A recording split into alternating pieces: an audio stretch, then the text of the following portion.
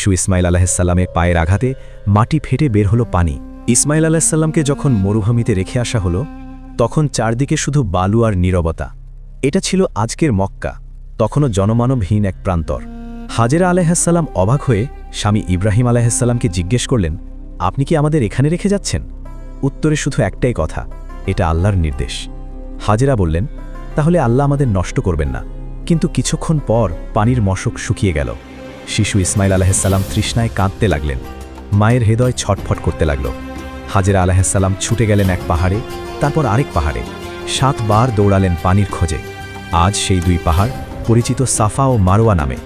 হঠাৎ অলৌকিক ঘটনা। শিশু ইসমাইল আলাইহিসসালামের পায়ের আঘাতে মাটি ফেটে বের হলো পানি। হাজেরা আলাইহিসসালাম চিৎকার করে বললেন, জামজাম, অর্থাৎ থামো থামো। আর সেই পানি আজও প্রবাহিত, যার নাম জামজাম কূপ। এক মায়ের তাওয়াক্কুল আর আল্লাহর রহমতের এই কাহিনী আজও পৃথিবীর কোটি মানুষের ঈমানকে শক্ত করে দেয়।